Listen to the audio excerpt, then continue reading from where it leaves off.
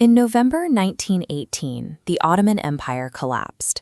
Facing military tribunals, its top leadership, the three Pashas, boarded a German U-boat under the cover of darkness and fled into exile. Defeated militarily, these leaders immediately faced a massive public relations crisis. The world was already reading horrific accounts of the war from the perspective of Western diplomats. U.S. Ambassador Henry Morgenthau and Russian diplomat André Mandelstam published widely read books detailing their time in the Ottoman Empire. These texts became the primary sources for the international press. Their accounts laid out two devastating charges against the Ottoman command: the deliberate starvation of Levantine Christians and the systematic extermination of the Armenian population. These books reached an international audience that was already predisposed to blame the Ottoman command. By the time the Pashas arrived in Europe, the Western public had already decided their guilt, based on the diplomats' accounts. Meanwhile, Ahmed Cemal Pasha was living as a fugitive, bouncing between Munich and small towns in Switzerland, using a forged passport. He read the growing international condemnation in complete isolation. He realized the historical record of the war was being drafted by the very men who had been his geopolitical rivals during the fighting. In response, Cemal decided to meticulously draft his own memoirs. He intended the text to serve as a direct rebuttal aimed at future honest historians. This leaves us with a highly specific historical artifact. To understand his defense, we have to look at the exact arguments he used to challenge the world's accusations. The first major charge leveled by Mandelstam and Morgenthau focused on the Levant. They accused Cemal Pasha of intentionally using mass starvation as a weapon against the Christian populations of Lebanon and Syria. Cemal addressed this in his writing with open hostility. He dismissed the diplomats as liars and described their works as a collection of street rumors intended to destroy his reputation.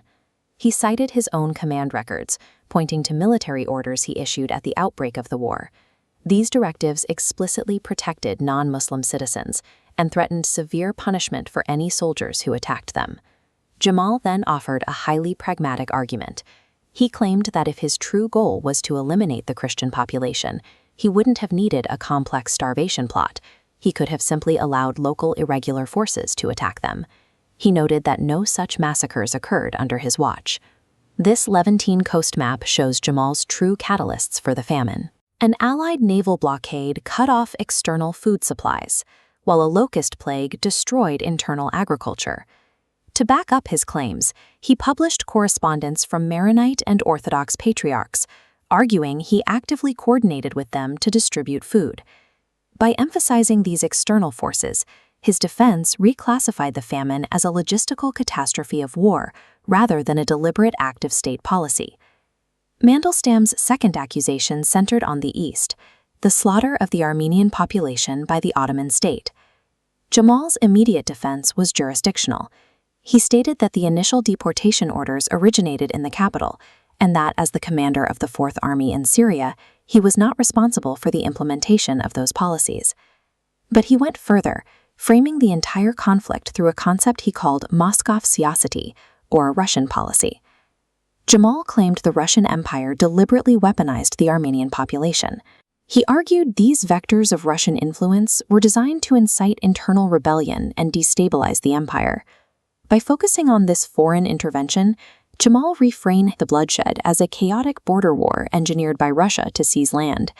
He then launched a countercharge, accusing Western diplomats of intentionally ignoring the hundreds of thousands of Turkish and Kurdish deaths in the same region.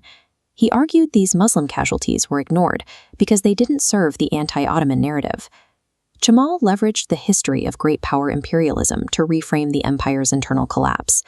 By placing the ultimate blame on Russian expansionism, he sought to deflect his own responsibility for the war's worst atrocities. Cemal completed his memoirs with a stated hope that burying this bloody past would allow his nation to secure a new position in the world. Even in exile, he remained politically active. In July 1922, his efforts to organize post-war alliances brought him to Tbilisi, Georgia. His campaign ended on the night of July 21st. As he walked down a major avenue, assassins gunned down Cemal Pasha and his aides on the street. His death silenced the architect just as his defense was going to print. Without Cemal there to champion his case, the diplomat's accounts went largely unanswered for a century.